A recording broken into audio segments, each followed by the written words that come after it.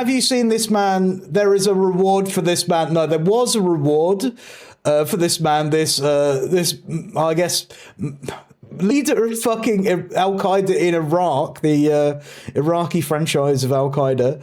The HTS, Al-Jolani, you might know him from such beheadings as beheading many, many people on his fucking abysmal rise to power in becoming a comprador, like in Syria after the invasion.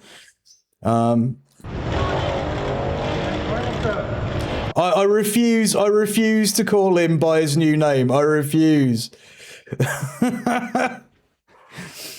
That's the Democratic. Oh yeah, sorry. I apologize. The Democratic leader of Syria, Ahmed al-Sharaa, not Al-Jolani, the terrorist who was working with state security services in the US and the UK to invade Syria and become a puppet member, a puppet leader on behalf of US imperialism.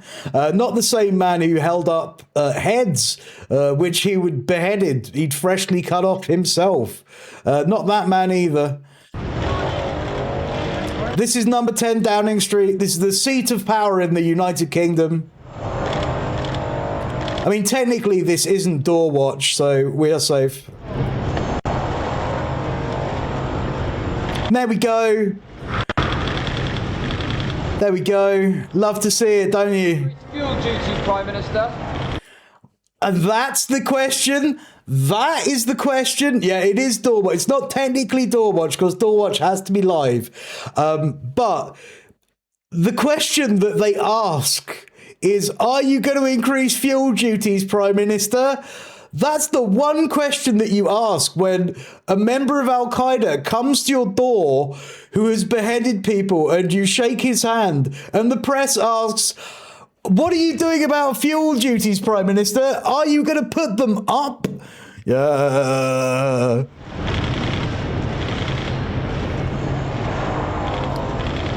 I saw a beheading video once by accident on LimeWire when I was a kid and could not unsee. Yeah, like I've seen some really horrible stuff, and I guess it's one of the hazards of running a news stream. It's kind of something that I'm not going to say you go looking for, but you are exposed to just because you want to know what the hell's going on, and you're at the forefront of looking into sort of stuff. And like the massacres which occurred, especially by HTS, were so extreme and so brutal. And I myself, like in the early days of sort of like the early days of them coming in, sort of like experienced like what that was through sort of like the early videos which weren't censored, and it was some horrible shit.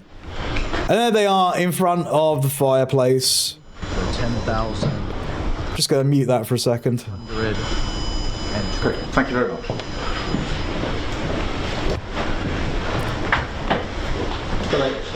Yes, please. Thank you. Thanks, Paul. Yeah, I mean, absolutely similar values, definitely, Mike. But like, here's the thing. Tony Blair, just the day before, he wrote an article which was in the Times newspaper about the left's unholy alliance with Islamists. And he was not talking about this guy. And obviously, like, Keir Starmer's not the left. But as you can see, that's the photograph, so that's the image. But where have those hands been? I'm just going to give you some warning now. If you are sensitive, it is probably time to go and make a coffee for about a couple of minutes. I will still be here. The photograph you are about to see is quite brutal. It's all blurred out. You can't see anything directly, but I think it can give you some idea on who this gentleman is. There we go. There we go. That's him. That's Al-Jolani. Sorry, I can't remember what his new name is. It's Woke Al-Qaeda. But that's the same guy who's shaking Keir Starmer's hand. Same guy. Yeah, so that's who we're welcoming into number 10 Downing Street today. There you go. Very respectable and democratic gentleman. Respectable and democratic gentleman. With all the values which are absolutely aligned with British values. We love to see it. And actually, yeah, truly aligned with British values. The leader of HTS, the president of the Free Syria, which is also not having any massacres of the Alawite population by HTS still. I guess it's not HTS anymore because they are now the state. Fuck. Right, so Tony Blair... this is the article that Tony Blair wrote. I can't show you the article that Tony Blair wrote because Tony Blair wrote for the Times, and the Times blocked the fuck out of everything on the internet. Oh, thank you. We got a little bit more here. Okay, copy that. Let's have a look there. I'll just do the thing. I really should stop doing. I really should stop saying do the thing and oh, hang about. Ah, yes, this one. But there's already been... Yeah, this is Starmer on Iran. Interestingly enough, he was meeting the former head of Al-Qaeda in Iran.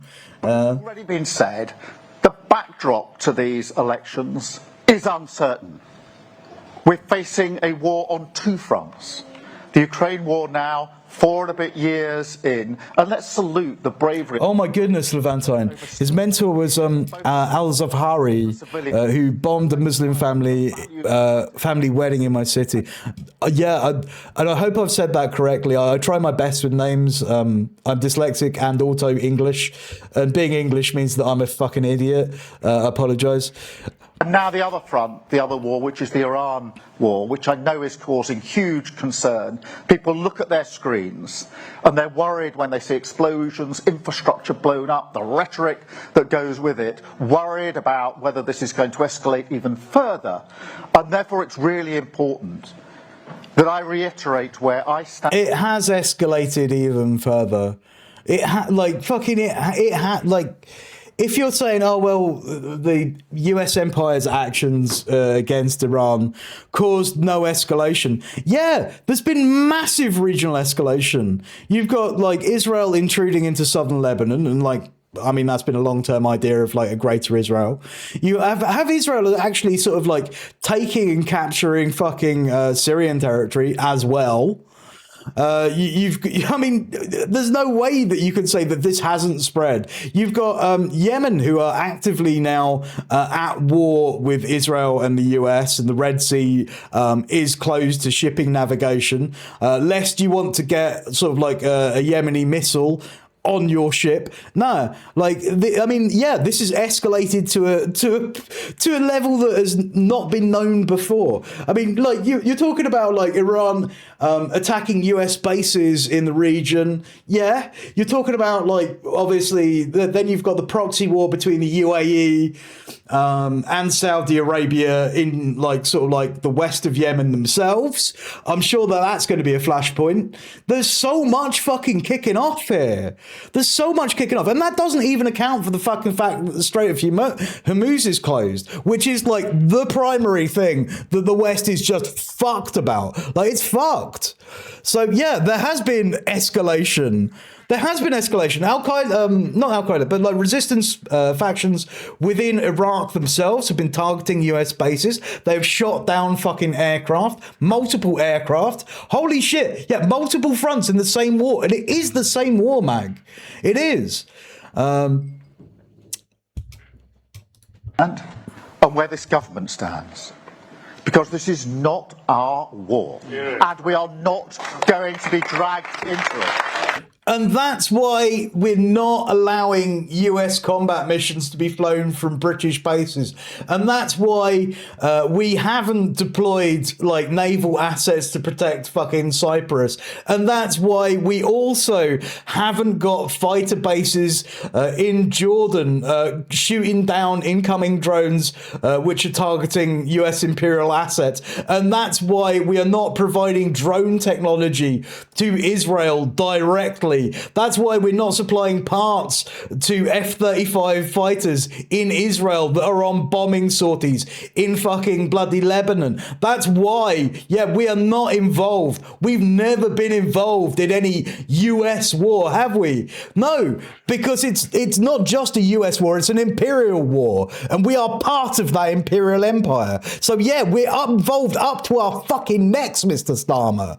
God damn it. And it's not about being dragged into it either, Mag. No, you're right. It's not. We haven't been dragged in kicking and screaming. We're an active and willing participant time and time and time again. And like all of the intelligence data which is used for targeting strikes against both Iran and in Gaza previously, and well, I guess they're still running intelligence operations in Gaza right now, aerial surveillance flights, and Lebanon.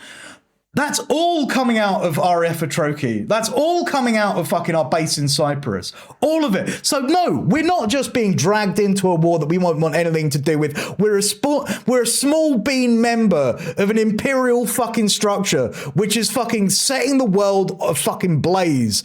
And it's getting defeated and we are getting fucked for it. And rightfully so. Anyway.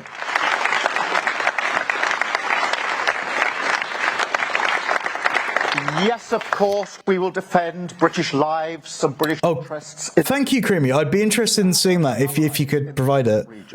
But we're not going to get dragged in. That's my values, that's my principles, and that's what we've applied to our decisions, whatever the pressure and whoever it's coming from. But what a contrast. If you took... I don't know if I said hello, Arbelin. What did they want to do? They wanted to go straight in with both feet into the war without thinking. And you just wanted to pretend that you weren't in the war at all, but you did the exact fucking same every fucking time. NTC, welcome. The consequences. We're in opposition at the moment. Maybe that doesn't matter very much, but it's terrible judgment. Because taking your country to war is the single most important decision a Prime Minister can ever take. And if they had been in government, would be in a war with no plan. We are in a war. We are in a war. And there is a plan. I mean, the plan is just like a desperate last gasp attempt to maintain petrodollar hegemony. Like that's one of the things that they're trying to do. But like, it's not just a British war or a this war, whether or not we've signed off on it or not.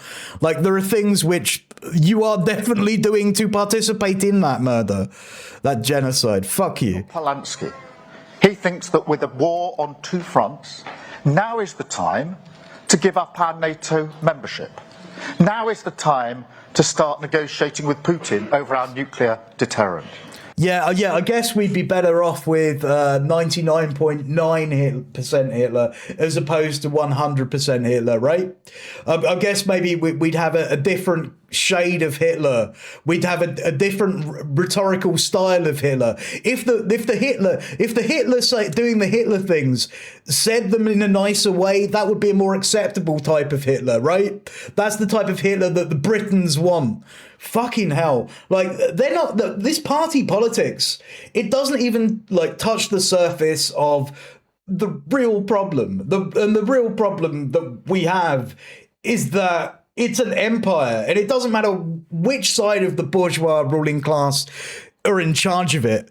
That empire needs fucking imperialism, settler colonialism, blood, and fucking bombs to run. So whether you're voting for Raj, whether you're voting for the Labour Party, whether you're voting for the fucking Conservatives or the Liberal Democrats, or even the fucking Greens, and I will say it, even the fucking Greens, you will get exactly the same structures perpetuated. You will get exactly the same types of behaviour. The only thing that changes is the rhetoric. That's the only thing. Would be left so weak and so exposed if any... Yeah, Lexi, the kind of Hitler that wants more women SS commanders, more female drone pilots. Stick to our values. Like liberal intersectionality, which is like just masking the atrocities of empire. The leaderships that needed in a time like this. Nice one, Larry. That was good. Thank you for the redeem. Right, okay, Creamy. Thank you so much for the link, because I'm not very good at finding things on the internet, which is concerning because I'm a man who finds things on the internet. This was Tony Blair. This was from his speech. Tony Blair. We must end the left's unholy alliance with the Islamists. This is from the Times, and the Times paywalled this fucking article, much to my chagrin. We must end the left's holy alliance with Islamists. Parts of the left cast Jewish communities as supporters of Israel, and Jews become fair game, says Tony Blair, the war criminal. I'll just accept that. Right. Okay. All the things happen. Right. So this is the burning of 4 ambulances owned by a Jewish volunteer group is not an isolated incident. And this is referring to a news piece which came up last week, where there was a Jewish community center which had 3 ambulances burned, and they instantly arrested some Iranian people they had already sort of like fingered as spies, as being implicit in sort of like perpetuating crimes on the Jewish community in London. And I don't buy it a single bit. It looks like a fucking intelligence stitch up. It's probably an intelligence stitch up. Okay. If the arson attack, this is from Tony Blair, by the way. If the arson attack on 4 ambulances run by a Jewish charity last week in London was an isolated incident, it would be bad enough. It isn't isolated, unfortunately. Yes, it is, because if it wasn't isolated, you would hear it on the fucking news, because our state media screams this shit at it's the top of their lungs. Whilst you can have like an ongoing genocide in Gaza, whilst you can have like fucking a school of children blown to absolute fucking pieces in Iran, they won't fucking mention that. That'll be like a byline on page 4. But anything to do with sort of like hate crimes against the Jewish community, trust me, that's gonna get fucking column inches. That's gonna be front page fucking news. It's gonna be everywhere. So yeah, this isn't just an isolated incident. It's a systemic pattern of behavior, according to Tony. Last year in the UK, there were more than 3,700 incidents of anti-Semitism. Right, of those incidents of anti-Semitism, I want you to remember that anti-Semitism, when it's illegal, by legal definition in the UK, also means sort of like any criticism of the state of Israel. Anybody who might mention the word Zionist. If you are a supporter of Palestine Action, congratulations, you know, you're doing hate crimes on the daily.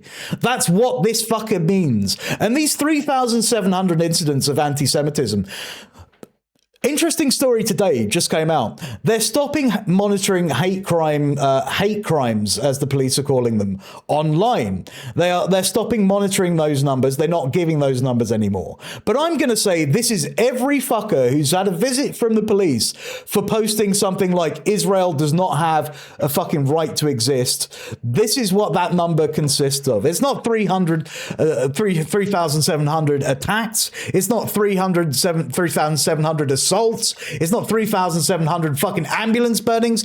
The bulk of that number is based on sort of like online posting, which is like badly framed.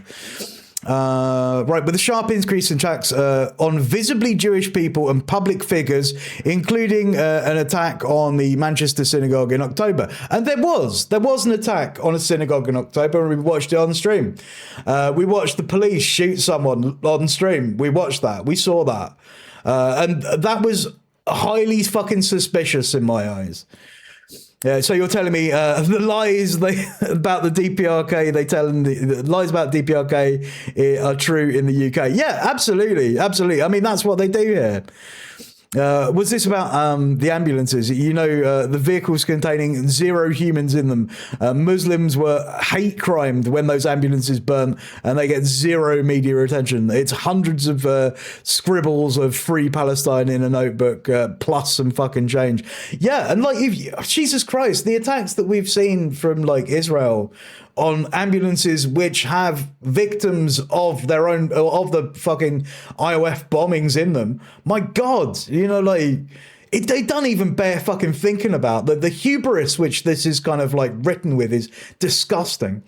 France, Germany, Spain, and the Netherlands have had similar spikes in anti-Semitic attacks and incidents following October 7th, 2023, terrorist assault on Israel. Well, okay, right. You're talking about the Netherlands. He's mentioned the Netherlands there quite slyly. Do you remember when those football hooligans went to the Netherlands and they started fucking picking fights with people? Do you remember when they started football violence? Like the worst club, the worst team for football violence in the entire goddamn league went to the Netherlands, and then they got beaten up by a local team after they've kicked off and tried to cause a fucking riot after losing. Yeah, we remember that. Each high-profile incident is followed by a ritualistic condemnation of political leaders.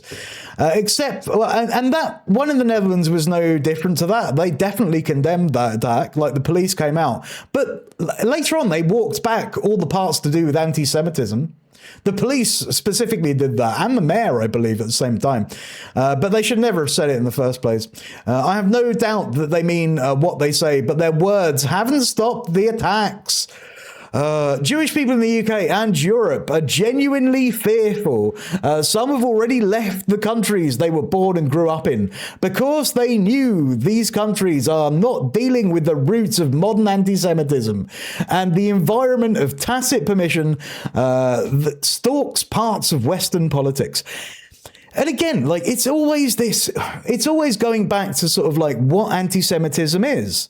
And it's not about being, trust me, if you are against Zionism, and I guess Zionism is a shortened way of saying political Zionism, which is like a fascist ideology as defined in many places online in political theory. It's not like it's just some aberration which has come out of some conspiracy forum on blood libel. I mean, these are political ideologies and structures which are fascist.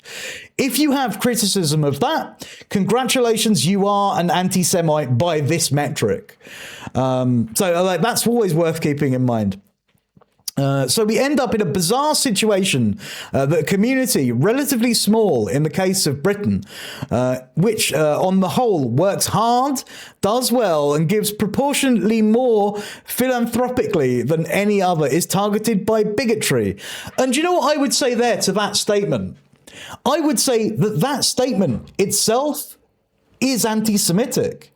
Because I mean, when you're talking about like, oh, you know, those Jews, they work hard, they give proportionally more philanthropically. I mean, we're just talking racism from another angle. That's like this positive liberal incantation of anti-Semitism. You see it there. In any case, it would be in any case would provoke not just firm action, but a concerted attempt to challenge the ideology behind it. To state the obvious, anti-Semitism is not new. It rolls on through centuries, with some in each generation seemingly finding new reasons, justifications, and explanations and excuses for it. Well, how about if Israel did not fucking bomb people in Gaza? How about if Israel was not a settler colonial state? How about if Israel did not constantly attack Lebanon? How about if Israel didn't fucking oppress those and seize their land in the West Bank and elsewhere? And this is about land possession. Like, that's what that's one of the fundamentals. It's about stealing Palestinian land. It's about Palestinian disenfranchisement, and I guess a broader disenfranchisement of like other countries in the region. Like, this is not, we're not talking about, when you're talking about criticism of Zionism, when you're talking about criticism of Israel, specifically in this case, Israel, that's what we're criticizing here. When you're talking about that, you're doing the right thing. You're talking about the right shit. You're talking about the bloody murders. You're talking about the children piling up in fucking morgues. You're talking about dropping a bomb on someone's fucking house, killing an entire multi-generational family. And that's not a fucking excuse. That's just righteous fucking outrage. Welcome, Zitra. It's good to see you. We're talking about a piece from Tony Blair that he published in the Times 2 days ago on the rise in anti-Semitic behavior in the West. To state the obvious, anti-Semitism is not you. I've read that, sorry. But today it has new forms on the right and on the left. There we go. I love it. Right, Tony Blair, your classic fucking centrist character. If there is a thing on the right, there is a thing on the left, because both of those sides are absolutely equal and do the same thing. Am I right? Like fascism and Marxism, 100% the same. Like one of them, they're both bad. Hitler bad, Stalin bad. End of story to these fucking people. But, I mean, there is not anti-Semitism on the left. It's not structurally part of liberation. It's not there. We are just anti-fascist. And if that doesn't suit you, Tony Blair, fucking stick it up your ass. The left-wing version is a pernicious and novel development in progressive politics. Yeah, because I think a lot of people on the left, especially like Western Marxists and stuff, and they're still out there. They're still out there. You know, progressive except for Palestine. I'm sure you've heard that before. You're not hearing that as much now. After years of highly visible war crimes on every fucking social media platform you see, on every television you see, in every news report and paper you pick up, you will hear the most heart-wrenching fucking stories of brutality and genocide. So yeah, like it's not like that's disappearing without reason. It's that I think a lot of people can no longer sort of like afford to look away from Israel and say, well, actually, you know, I'm progressive except for Palestine, but that thing, you know, I can always just ignore that because it's not in my country. It's not in my backyard. They can't do that anymore. It's the compassion. I guess there's more to that. It's probably not just compassion. I think there is a sort of social distaste for it, and rightfully so. Like, people should be chided for like not supporting Palestine, and you call yourself a leftist. The anti-imperialism litmus test remains Russia. Yeah, Russia, and the DPRK too, Larry. Like, and it's the one that we fucking focus on so much. Dexy, there's like 10 or so new slurs for Jews in Hebrew since the creation of Israel. Yeah, and I think this is one of the things that Zionism does more than anything else, is it actually actively creates anti-Semitism, especially in like right-wing political realms, like people who have like those old notions. Because like the traditional view of fascists is that, yeah, you're going to be anti-Semitic, but then I guess one of the developments which came, I hate to put a figure on when it came, but one of the new developments that we've seen like historically since the Second World War is this idea of not breaking from anti-Semitism, but on the right, in the fascist circles, kind of like going beyond it. So like you don't need to, they would say, and this is like the Nazi line. They would say, well, we don't need to deport the Jews. We don't need to exterminate Jewish people anymore because now Israel exists. They have somewhere for them. And that's like one of these horrendous fascist lines, which kind of like takes it so far to its extremes. But like that's creating like the very own sort of like the idea of sort of Zionism is in itself creating that sort of feedback loop to create anti-Semitism. So yeah, and that's a really good point, Dexy, and thank you for making it. I haven't seen that yet, Zitra. We're going to watch the UN live coverage from the Security Council just after this piece. Right, suffering. Okay, right. Of course, progressive politicians rightly say being against government policy in Israel is not the same as being against Jews. And this is Tony Blair trying to mealy-mouth his kind of like, I'm not even going to say leftist credentials, but like his leftist aesthetic as being a former member of the Labour Party, which honestly, the Labour Party the Labour Party's never been left wing for a start, but like you could say if you want to see that slip from, I guess, maximal progressivism, that slip really started under Kinnock, but it took on like an absolute like another level after Tony Blair. Right, the suffering and deaths in Gaza are. Suffering of Gaza and death and destruction is undeniable. You can make a legitimate criticism of Israel's tactics in the conduct of the war. Many Jews around the world would make exactly those critiques. But you would also, by your own metrics, consider them anti-Semitic, Tony. So, I mean, like, I don't buy too much of this shit. Yeah, Zutros, but barely gets any coverage. Yeah, we're going to be watching it later. Like, I'm really looking forward to finding out some more about it.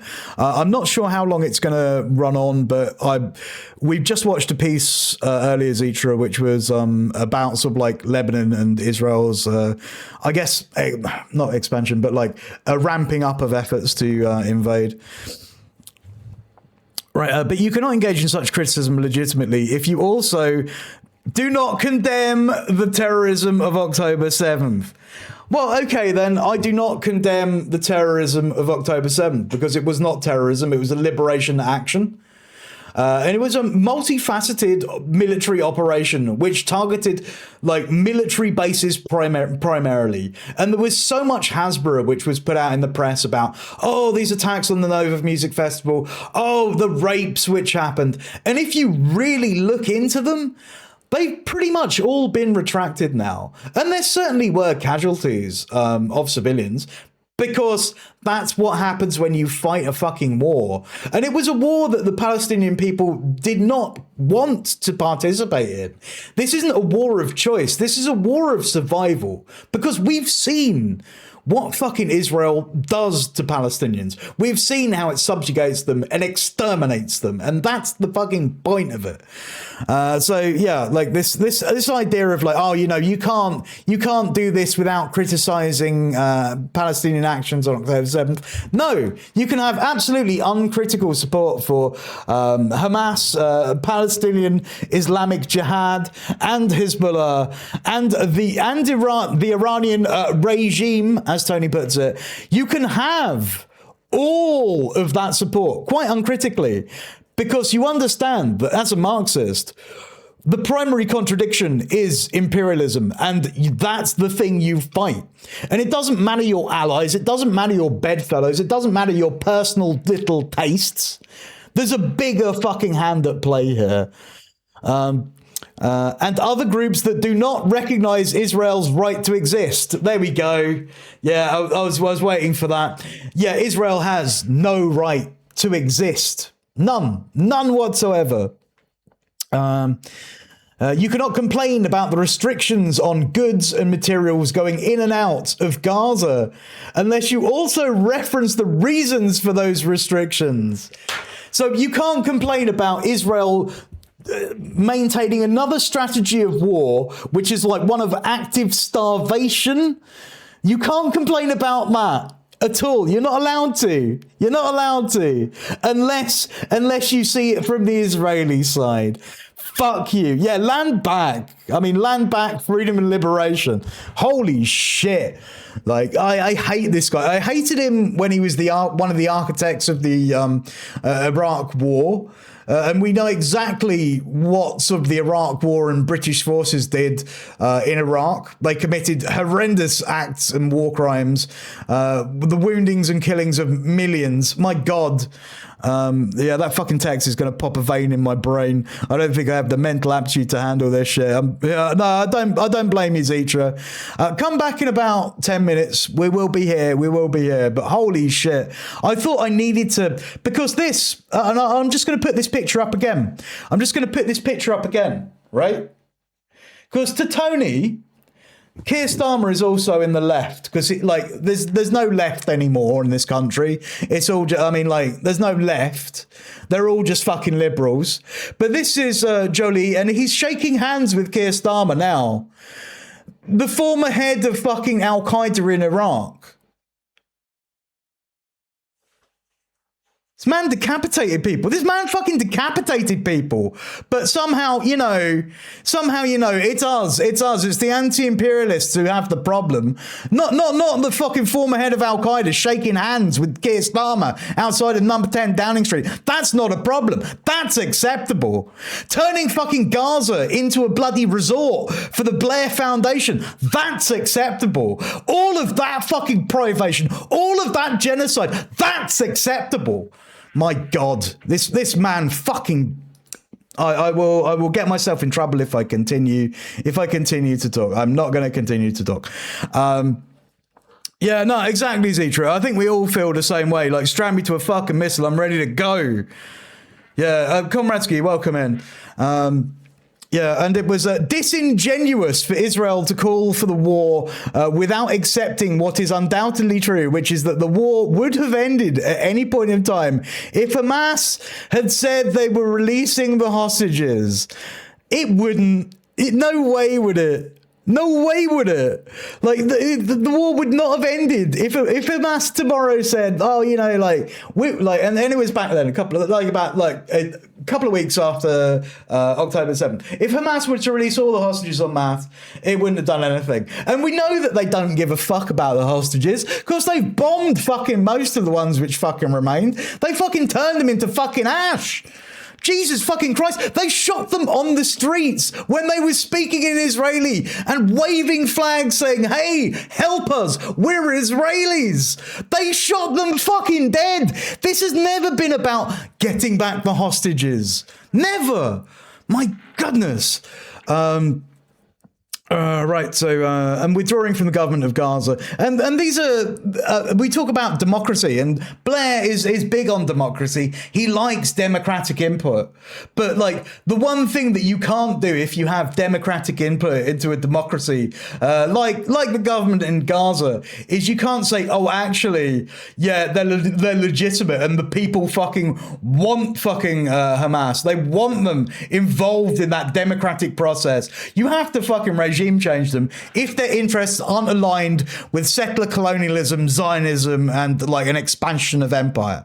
And oh yeah, you should expect them to just fucking lay down and die, put their weapons on the side and say, fuck it, I'm done, shoot me, because that's what they would have fucking done.